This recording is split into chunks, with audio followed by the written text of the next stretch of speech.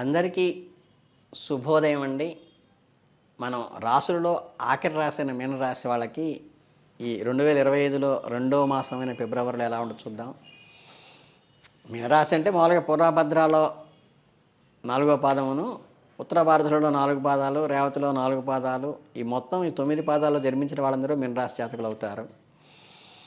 అలాగే ఇక్కడ మీకు ఈ మాసంలో మీనరాశి వారికి లగ్నంలో శుక్రుడు ఉన్నాడు.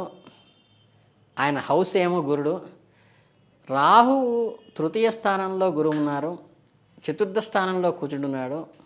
సప్తమంలో కొద్దిగా కేతు ఉన్నాడు. లాభస్థానంలో కూడా రవి బుధులు ఉన్నారు. వ్యయస్థానంలో శని సంచరిస్తున్నాడు. కనుక ఏంటంటే గ్రహ సంచారం ప్రతికూల అవస్థలు కొద్దిగా ఉన్నాయి. శ్రమ చూపి అన్ని కష్టసాధ్యంగా అవుతాయి. అసాధ్యాలు అయితే కాదు, కష్టసాధ్యంగా అవుతాయి. అందువల్ల ఏంటంటే అనుభవజ్ఞుల సలహాలు ముఖ్యమైన విషయాల్లో తప్పనిసరి. తోటివారికి చేసే సహాయం వాళ్ళు మీకు సహాయం చేయడానికి నెలలో దోహదపడుతుంది. ఆరోగ్య ఆర్థిక విషయాలందు ముందు జాగ్రత్తగా ప్లాన్డ్గా చేసుకోండి. ప్రయోజనకరమైనటువంటి అంశాలు ఆలస్యంగా చేతికి అందుతాయి.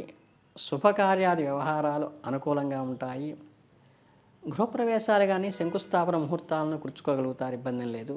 చేతికి ఏదన్నా కుబేర కంకణాన్ని లాంటి ధరించడం కూడా కొంతవరకు తాంత్రికంగా రెమెడీ ఉంటుంది. కానీ మీరు లక్ష్మీనారాయణ సహితంగా ఉన్నదానికి తులసి దళాలతో పూజ చేస్తే చాలా ఫలితం వస్తుంది. వ్యక్తిగత అభివృద్ధి పట్ల శ్రద్ధ చూపిస్తారు. కొంతమంది విభేదాల ఘర్షణలు కూడా ఏర్పడే వాతావరణం వస్తుంది. కనుక కొద్దిగా సంయమనం పాటించి ఓపికగా ఉంటే ఆ సమస్య నుంచి బయటపడతారు.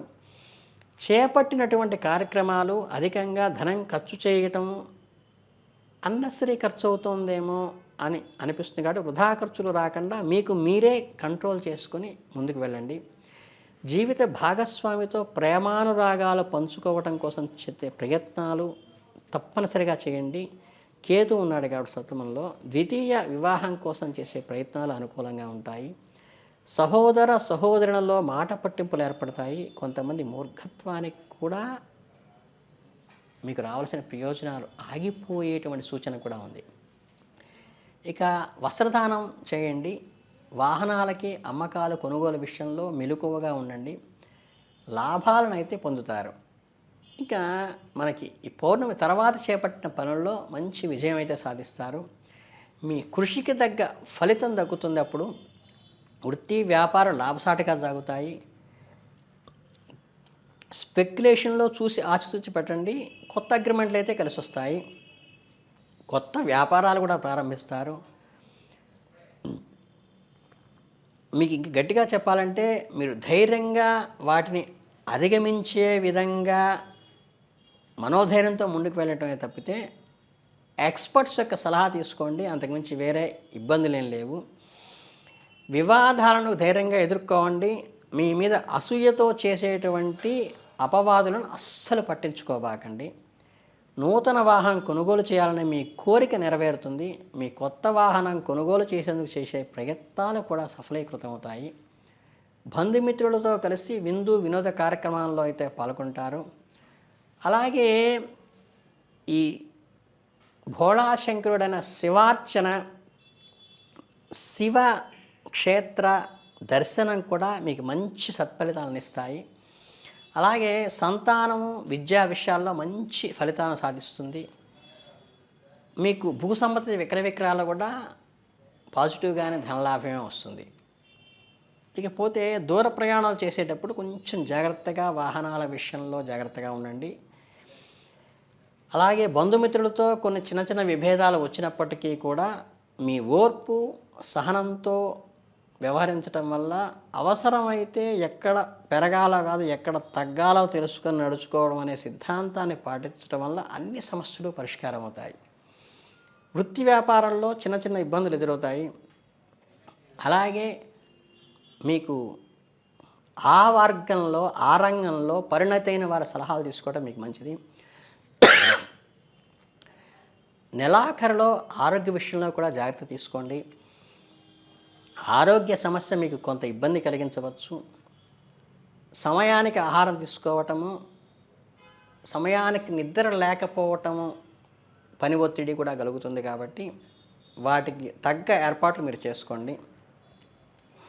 అలాగే రుణ ఒత్తిడి కూడా భారం పెరిగేటువంటి అవకాశం ఉంది కాబట్టి మీరు ఫైనాన్షియల్ మేనేజ్మెంట్ చేసుకుంటూ ముందుకు వెళ్ళటము, అనవసరమైన ఖర్చులు తగ్గించుకోవటం కూడా మీకు ముఖ్యము.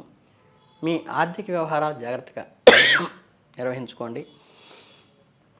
అలాగే శుభ ఫలితాల కోసం మీరు గోపికి గ్రాసం ఇవ్వటం కానీ, ఎర్రని పూలతో అమ్మవారిని పూజించటం కానీ, పశు పక్షాదులకు నీళ్లు పెట్టడం వల్ల కానీ మీకు మంచి జరిగేటువంటి అవకాశం ఉంది.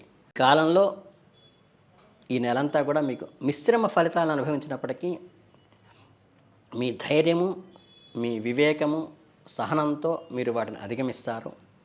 మీ కుటుంబము, మిత్రుల మద్దతుతో మీకు జీవితంలో విజయం సాధిస్తారు. ఓవరాల్గా ఏంటంటే ఈ మాసంలో కొన్ని మిశ్రమ ఫలితాలు, కొన్ని ఆర్థిక అనారోగ్యపరమైన ఇబ్బందులు ఉన్నప్పటికీ కూడా మీకు ఈ ధన్వంతరి మంత్ర జపం వల్ల కానీ, లేకపోతే మన సూర్య భగవానుడికి అర్ఘ్యం ఇవ్వటం వల్ల కానీ, ప్రాతకాలంలో ఆదిత్య హృదయం చదవటం వల్ల ఆరోగ్యం కలుగుతుంది. అలాగే ఆర్థిక సమస్యల నుంచి బయటపడడానికి లక్ష్మీ సమేతంగా ఉన్నటువంటి నారాయణమూర్తి, లక్ష్మీనారాయణగా ఉన్న మూర్తికి తులసి దళాలతో పూజ చేయటం వల్ల కానీ, అలాగే రూపాయి కాసులతో పూజ చేయటం వల్ల కూడా మీకు లక్ష్మీ అనుగ్రహం కలిగి శ్రీమన్నారాయణ అనుగ్రహం ద్వారా ఆయన హృదయంలో ఉన్న లక్ష్మి మీకు లభించటం వల్ల కానీ మీరేంటంటే ఆర్థిక ఇబ్బందుల నుంచి కూడా బయటపడతారు. ఇంతకుమించి పెద్ద ఏమీ రెమెడీస్ చేసుకోక్కర్లేదు. లక్ష్మీనారాయణ పూజ చేయటం వల్ల లక్ష్మీ అనుగ్రహము, ఆ తర్వాత మీరు ఆదిత్య హృదయం నిత్యం పారాయణ చేయటం వల్ల ఏంటంటే అనారోగ్య సమస్యల నుంచి బయటపడతారు. ఈ రెండూ బయటపడినప్పుడు మీకు వేరే రకమైన ఇబ్బందులు ఏం లేదు. సంతాన వృద్ధిలోకి వస్తుంది, కొత్త అగ్రిమెంట్లు ఫలిస్తాయి, క్రయ విక్రయాల్లో భూలాభం వస్తుంది. విరోధుల వల్ల కలిగేటువంటి దోషాల వల్ల కూడా నారాయణ కవచం లాంటిది ఏమన్నా చేసుకోవడం వల్ల మీకు ఏదన్నా ఎదుటి వాళ్ళు చెయ్యాలనుకున్న చెడు నుంచి వాళ్ళకి ఎదురు కొట్టేసి తప్పించుకుని బయటికి రావడానికి ఆస్కారం ఉంటుంది. కాబట్టి ఓవరాల్గా మీనరాశి వాళ్ళకి మీకు ఏ రకమైన ఇబ్బందులు లేకుండా ఈ చిన్న పరిహారాలు చేసుకోండి. శివాలయానికి వెళ్ళి శివుడి అభిషేకం చేసుకోవటం ఈ నెలలో ఏదో ఒక రోజు ఖచ్చితంగా చేసుకోవటం అనేది మీకు ఉన్నటువంటి దోషాల నుంచి బయటపడటానికి, శివానుగ్రహంతో మీరు ముందుకు వెళ్ళటానికి కూడా ఖచ్చితంగా ఉపయోగపడుతుంది. కాబట్టి ఈ 3 రెమెడీలు చేసుకుంటే చాలు, వేరే ఇబ్బందులు ఏం లేవు. మీనరాశి వాళ్ళకి అద్భుతమైనటువంటి ఫలితాలు ఈ మాసంలో కలిగే అవకాశం ఉంది. కాబట్టి మీ అందరికీ ధన్యవాదాలు.